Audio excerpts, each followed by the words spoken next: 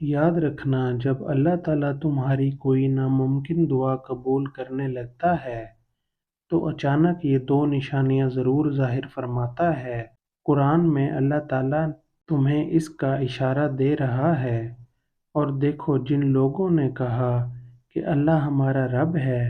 और फिर वो इस पर साबित कदम रहे, यकीनन इन पर फरिश्ते नाजिल होते हैं और इनसे कहते हैं कि ना डरो और ना ही गम करो और खुश हो जाओ, जिसका हमने तुमसे वादा लिया है।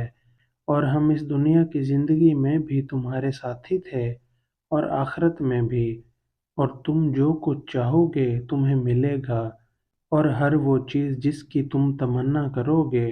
वो तुम्हारी होगी, इस हस्ती की तरफ से जो गफूर रहीम है। और अगर आज तुम किसी दुआ की कबूलियत के शिद्दत से मुंतज़िर हो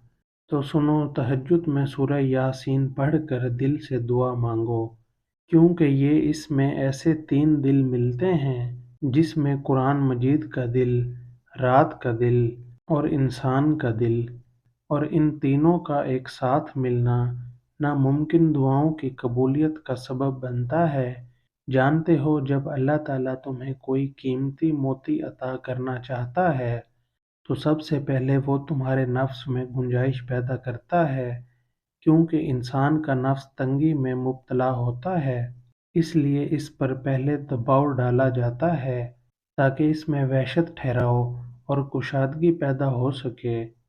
बिल्कुल इस तरह, अगर आज तुम्हें अपनी पसंदीदा चीज़ हासिल करने के लिए कोई तकलीफ उठानी पड़ रही है या जो ख़तरात तुम्हें दरपेश हैं, अगर तुम इन तकलीफ़ों और नुकसान के बाद भी बर्दाश्त का रवैया कायम रखते हो, तो जान लो कि तुम्हारी ये कैफियत इशारा करती है कि अनकरीब वो तुम पर अपना कुन खास करने वाला है। हदीस कुदसी है कि जिसने कोशिश की और अल्लाह से मदद तलब की और इस्तग़फ़ार को लाज़िम पकड़ा, तो अल्लाह अज़्ज़ व जल इसे अपने करम से इस कदर नवाज़ेगा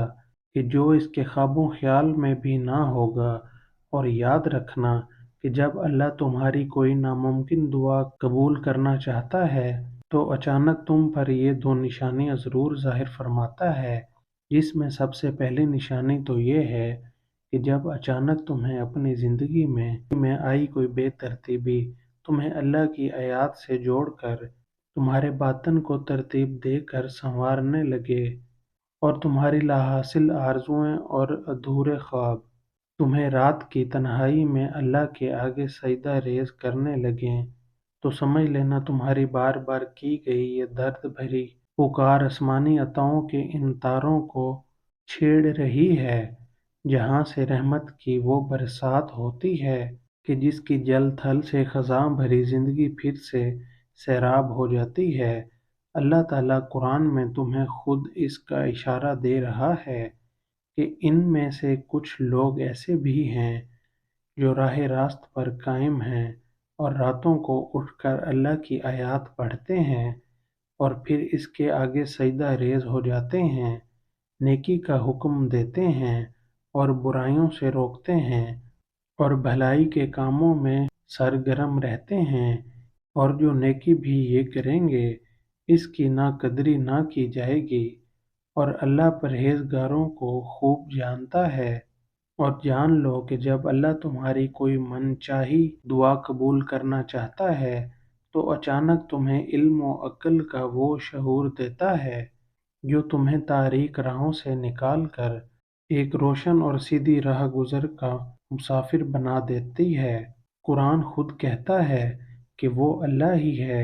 जो तुम पर साफ साफ आयतें नाजिल कर रहा है ताकि तुम्हें तारीकियों से निकाल कर रोशनी की तरफ ले आए, और यही वो राह गुज़र है जो तुम्हारी बिखरी ज़िंदगी को समेट कर मुक़द्दर की बुलंदियों तक ले जाती है। जानते हो, इस अजीम रब का इल्म तुम्हारी ख्वाहिशात से बहुत वसी है, और पसंदीदा चीज़ों से दूरी का मतलब कुछ खोना नहीं, बल्कि इन अताओं को पाना है जो तुम्हारे रब ने तुम्हारी सोच से भी बढ़कर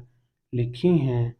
और जब फर्श पर मदद के तमाम दरवाजे तुम पर बंद कर दिए जाते हैं, تبھی اللہ عرش کے مدد کے وہ دروازے تم پر کھولتا ہے جو تمہاری صبر سے بھیگی آنکھوں کو شکر کے سجدوں میں رلا دیتی ہیں۔ تم مطمئن رہنا، تمہارا بے شمار توکل اور ان گنت دعائیں ان قریب تمہاری کہانی کو خوبصورت موڑ پر لے جانے والی ہیں انشاءاللہ۔